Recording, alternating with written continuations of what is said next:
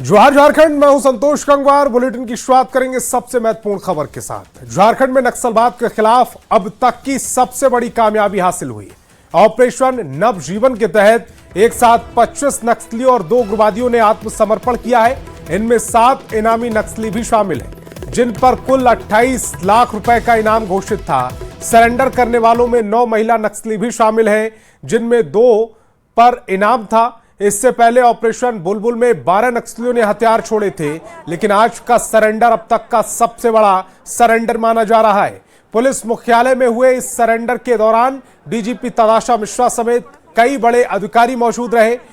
इसे केंद्रीय गृह मंत्री अमित शाह के नक्सलवाद मुक्त भारत मिशन की बड़ी सफलता माना जा रहा है। तो झारखंड में नक्सलवाद के खिलाफ अब तक की यह सबसे बड़ी कामयाबी। ऑपरेशन नवजीवन के तहत 25 नक्सलियों और 2 उग्रवादियों ने आत्मसमर्पण किया है। इनमें 7 नक्सली इनामी थे, जिन पर कुल 28 लाख रुपए का इनाम घोषित था। सरेंडर करने वालों में 9 महिलाएं भी शामिल हैं, इनमें 2 महिलाओं पर इनाम था। इससे पहले ऑपरेशन बुलबुल में 12 नक्सलियों ने हथियार छोड़े थे, लेकिन आज का सरेंडर अब तक का सबसे बड़ा सरेंडर है। और झारखंड पुलिस के लिए यह एक अविस्मरणीय दिवस है, जहां हम लोग हमारे भटके हुए साथियों को, झारखंड वासियों को पुनः मुख्य धारा में स्वागत कर रहे हैं। आज स्वागत का दिन है, हर्ष का दिन है, एवं इसके साथ साथ जो बलिदान, जो अथक प्रयास एवं जो त्याग इसके पीछे रहा है, उसे भी याद करने का दिवस है। और झारखंड के इतिहास का सबसे बड़ा नक्सली आत्मसमर्पण आज देखने को मिला है। नक्सलियों ने अत्याधुनिक हथियारों के साथ सरेंडर किया। इसकी वजह से अब नक्सलियों का नाम इतिहास के पन्नों में दर्ज होने की कगार पर है। सरेंडर करने वाले नक्सलियों में 5 लाख का इनामी सब जोनल कमांडर गादी मुंडा उर्फ गुलशन भी है। बुंडू के 12 हाथू के गुलशन पर 48 मामले दर्ज हैं। इंसास राइफल के साथ सरेंडर करने वाले गुलशन 17 साल की उम्र में नक्सलियों के संपर्क में आए थे। नक्सली एरिया कमांडर बासुमती जेराई भी 14 साल की उम्र में नक्सलियों के संपर्क में आई थी। 1 लाख की इनामी बासुमती का किशन के साथ सूचना तंत्र भी योगदान अहम था। आईजी अभियान ने बताया है कि नक्सलियों का तंत्र कमजोर हुआ है और इस इलाके में छिटपुट नक्सली ही बचे हैं और इनके पास सिर्फ 2 ही रास्ते बचे हैं, या तो वे मुख्य धारा में हथियार डालकर जुड़े या फिर बुलेट के लिए तैयार रहे। इस मौके पर चाईबासा एसपी ने भी नक्सलियों से सरेंडर करने की अपील की। कुछ एसपी लोग बहुत दबदबा बनाया था, इस कारण से हम भी अपना जान उस समय बचाने के लिए संगठन में चल गए। उसके बाद फिर रहे मैंने कम से कम 10-12 साल तक रहे। 2018 में क्या मजबूरी हुआ कि आपको हथियार पकड़ना पड़ा? अपना खुशी से गई थी। अपने खुशी से? घर परिवार छोड़ के? हाँ। कोई बुलाया नहीं था जंगल से? माने उसी समय तो हम लोग का गांव तरफ में तो राज रहता था, उसी के साथ हम गई थी।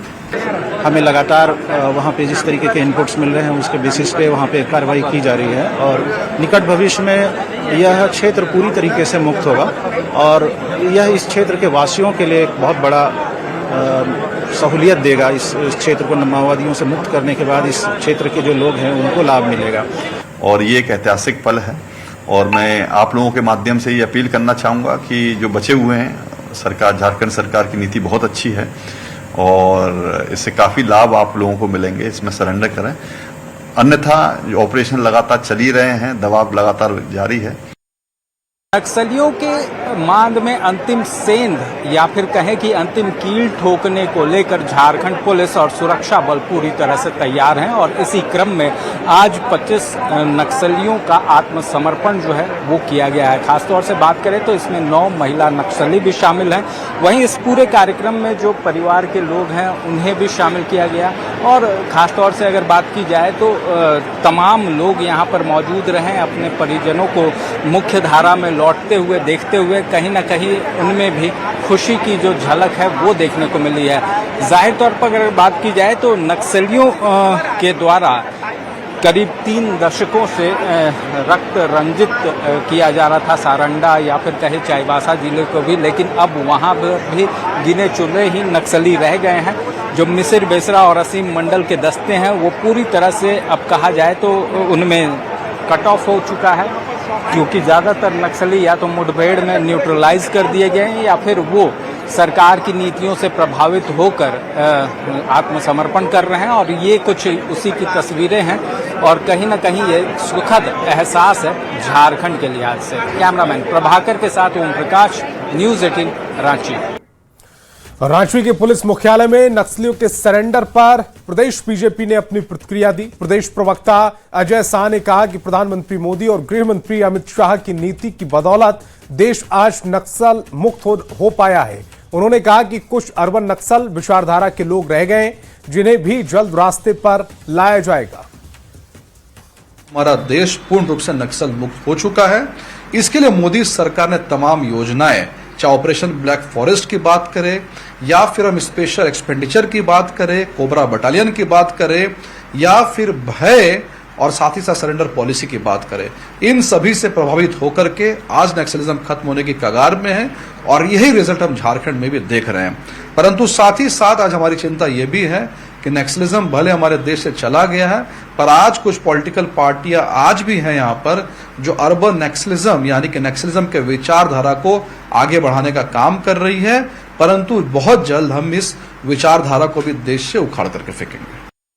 और रांची के हरमू देशावली के सरना स्थल में मांदर की थाप पर आदिवासी समाज की समृद्ध विरासत और परंपरा मुस्कुराती हुई नजर आई। लोहरदगा का एक परिवार कई दशक बाद सरना धर्म में अपनी वापसी की। बबलू प्रकाश कुजूर अपनी पत्नी और 3 बेटों के साथ सरना धर्म पूरे रीति रिवाज के साथ धर्म वापसी की। ये धर्म वापसी आदिवासी धर्म गुरु और समाज की मौजूदगी में सरना स्थल पर किया गया।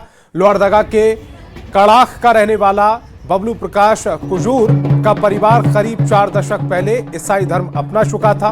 ऐसे में राजीव पढ़ा प्रार्थना सभा की पहल पर इस परिवार को पारंपरिक रीति रिवाज के साथ सरना धर्म स्थल पर प्रवेश कराया गया। इस दौरान पवित्र जल छिड़ककर और धर्मांतरण करने वाले परिवार के पैर धोकर पूजा स्थल पर ले जाया गया, जहां सखुआ के पेड़ के नीचे तुलसी के पत्ते और दूब के साथ उन्हें सरना धर्म में वापस लाया गया।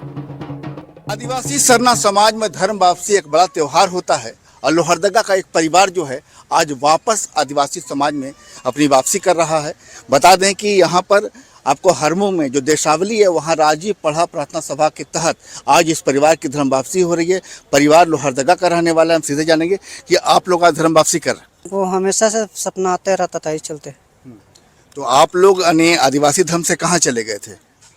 क्रिश्चियन में। तो कब ईसाई धर्म अपनाए थे आप लोग? वो आजा पर ज्यादा सब हम लोग भी सर क्रिश्चियन में ही शादी हो गया। तो वापस अपने धर्म में आए हैं अब? हाँ, अब वापस आ रहे हैं हम लोग अपना सरना में।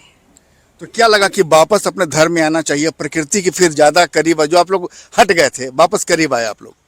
हाँ, करीब। सरना स्थल में आए और सरना स्थल में आके सबको ये मिल के पहान का माध्यम से, पहान बाबा का माध्यम से तांबा तुलसी और उसके साथ में पानी को पवित्र करके उसको पिला के हम लोग इसको लोग को पवित्र किए और सरना पूजा स्थल में हम लोग ये लोग को घुसाए। को चढ़ा के उसको दोना में हम खून को लिए, खून को लेने के बाद में उसमें तांबा तुलसी दे के ये लोग को सबको शुद्ध किए और शुद्ध करके अपना समाज में वापस ही ले लिए। पागल खाना ले जाना पड़ता है उनका, हम ही लेके जाते हैं। इसका दिमागी हालत ठीक नहीं है। तो अब आप लोग सब लोग आ गए हैं, अपने धर्म में आ गए? हाँ, हाँ। सब अपने धर्म में आ गए। अब सब अपने घर में।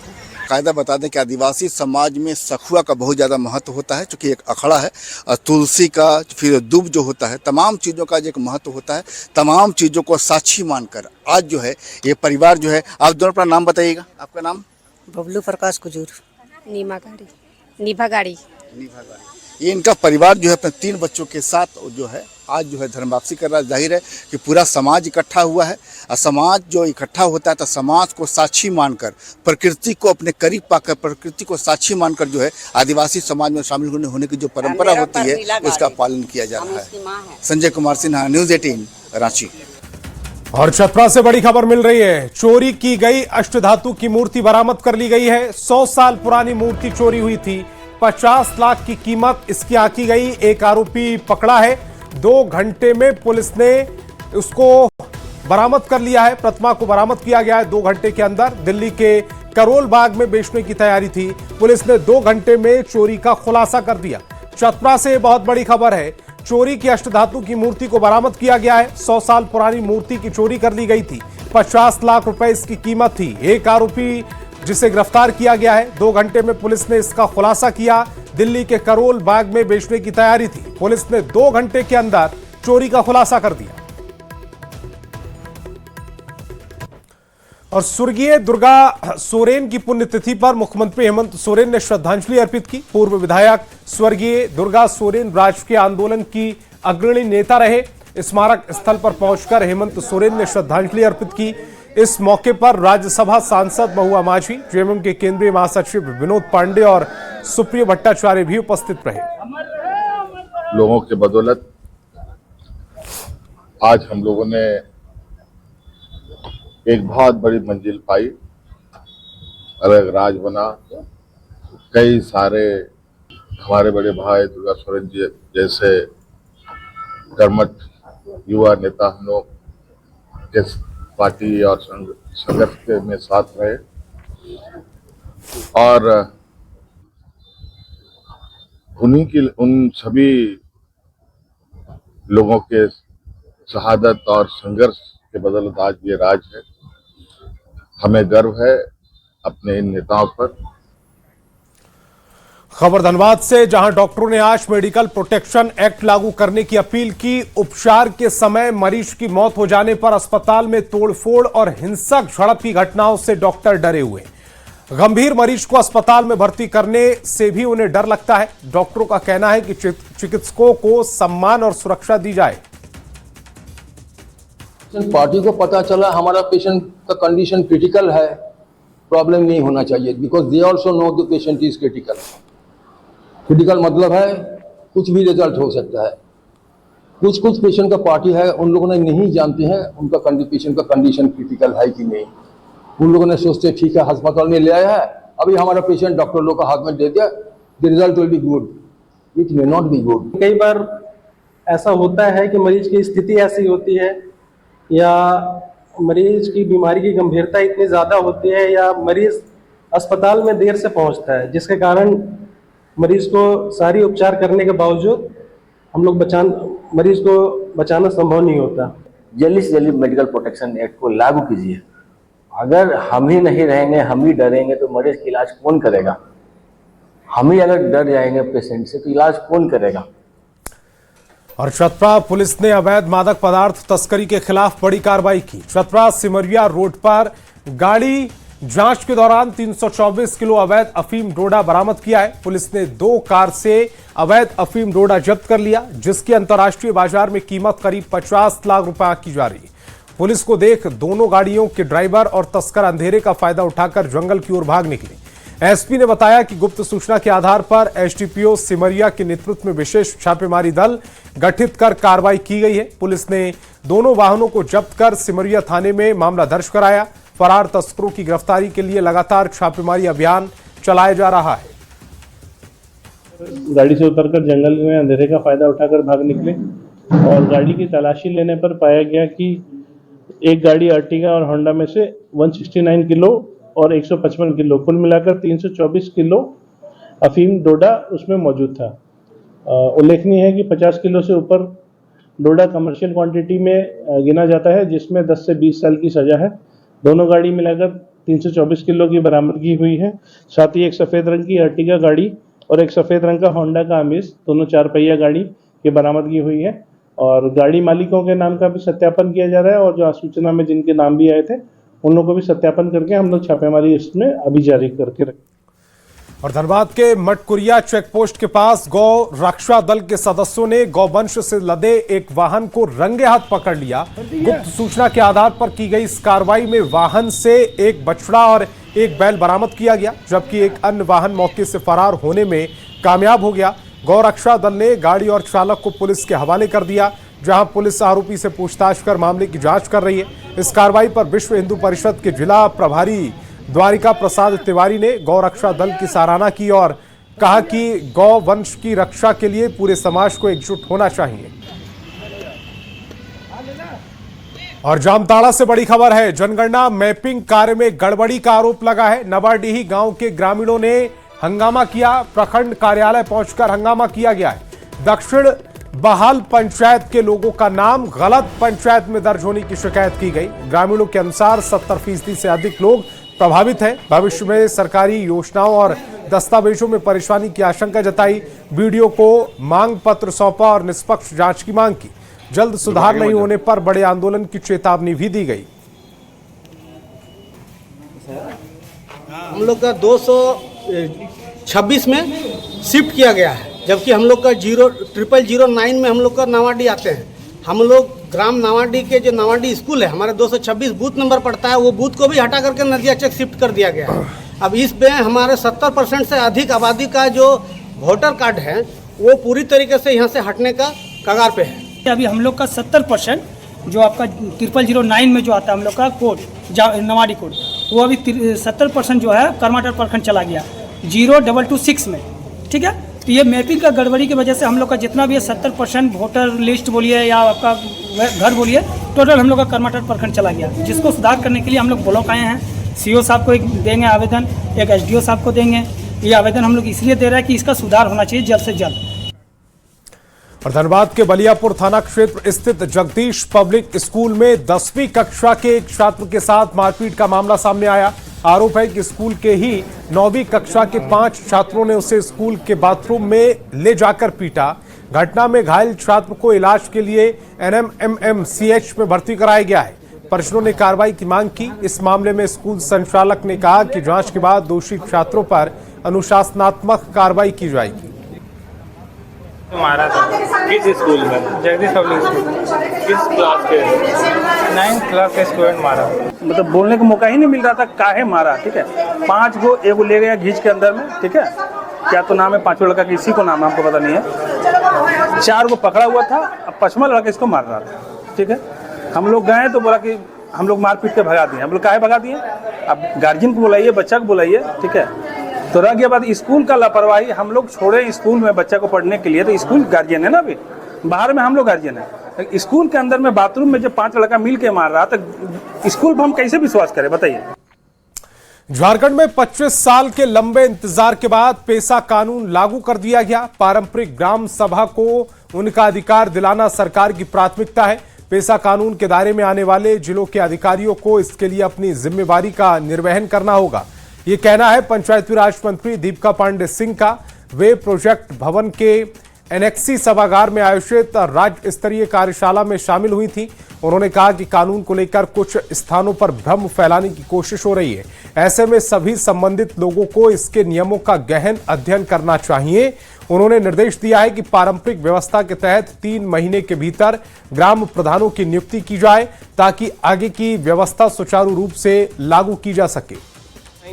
करने की भी प्रक्रिया की शुरुआत हो गई है और कंटिन्यूस मॉनिटरिंग इस काम को लेकर के विभाग के प्रशासनिक पदाधिकारी कर रहे हैं। मैं आप लोग को के माध्यम से कह सकती हूँ कि जिस प्रकार से बेस्ट पेसा रूल्स झारखंड में बने, उसी प्रकार से इसको लागू कराने के लिए सरकार प्रतिबद्ध है। माननीय मुख्यमंत्री हेमंत सोरेन जी के लिए यह बहुत संवेदनशील है और हम लोग इसको कैसे बेहतर कर सकें, इसके लिए सभी लोग लगे हुए हैं।